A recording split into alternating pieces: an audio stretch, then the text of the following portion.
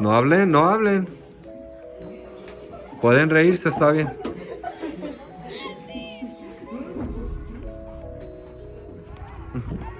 Tóquenlo, tóquenlo. All right, Alexander, te moriste. Oh! Oh! Alright, so in this video, I'm going to be showing you guys an Aztec conquest simulation that I did with my class today. So for the first part, so there's a couple little mini activities that I did. So for the first part, this one's called Money Talks. So basically, every kid got a different card with a different role that they were supposed to have in the little simulation. So in each card, it gives them a role, like a Spanish priest or an Aztec warrior, and each of them had something that they wanted and something that they had. So essentially what they had to do is find the corresponding person that wanted what they had and that had what they wanted, right? So in other words, someone that they were supposed to trade with. They had different goods, like chocolate or swords or gold or what have you. So they were supposed to go around and find the person that matched their card. Now, they had to do this without being able to talk. And the whole point of this is to illustrate what it was like for the Aztecs and the Spanish trying to trade with each other without being able to understand each other, right? So that's the whole idea behind this. It was a lot of fun. As you can see here, the kids were going around using hand signals and trying to communicate with each other. A lot of laughing, a lot of giggling, really fun. So after this, basically we talked a little bit about it and talked about how it was very frustrating, right, trying to communicate with each other. And that kind of led to the conquest of the Aztecs, because it was easier for the Spanish in many ways to just conquer them and take all their gold and take their stuff rather than trying to communicate and trade with each other. So talk number 2, I divided the students up into Aztecs and Spanish. So the goal of this was to play capture the flag. So they were supposed to go from one side, from their side, to the other side without getting tagged. Okay, so the Aztecs had to go to the Spanish side and steal their sword. The Spanish were trying to go to the Aztec side and steal their Aztec sword or macahuil without getting tagged. Okay, so it's just a basic game of capture the flag, except for the Spanish only had 6 people on their side.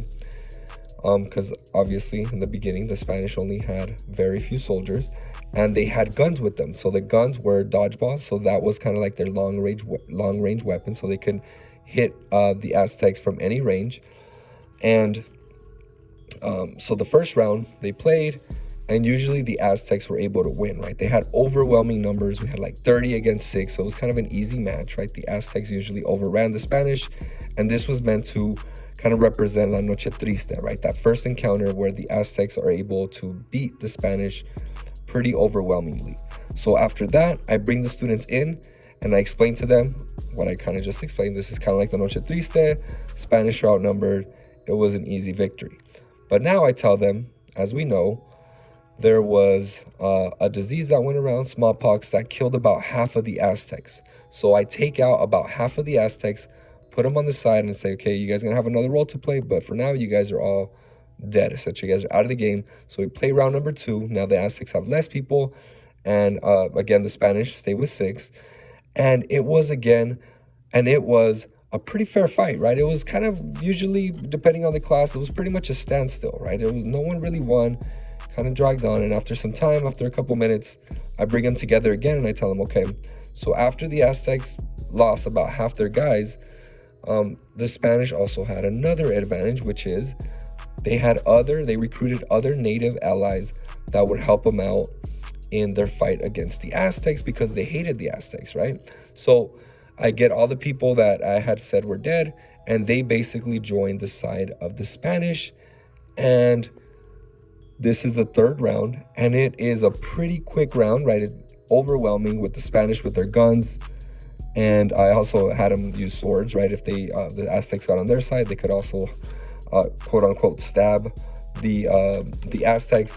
And we had the native allies help out the Spanish. And again, they were able to overrun the Aztecs, right? So again, the whole idea of this was basically to get the students to understand the advantages that the Spanish had, right? That they were able to have these guns, that they were able to have native allies that helped them out. And of course, the unintended consequence of the disease that they brought along with them that killed about half of the Aztecs, right? So again, I really think that the students really understood the idea. One of the things that I would like to change for next time, which I had done in the past, but I totally forgot this year, is to have the Aztecs wear some sort of jersey or something like this, just to help differentiate them. But it was still a little confusing, which kind of added to the chaos, which, I guess, war can be chaotic, but just to organize it a little better, I think next time I'm going to definitely be trying that. So overall, again, really fun simulation. They really got the point of why the Aztecs got conquered and the advantages that the Spanish had. So as always, all the resources are going to be linked in the description of this video. Thank you guys for watching, and I'll see you guys next time.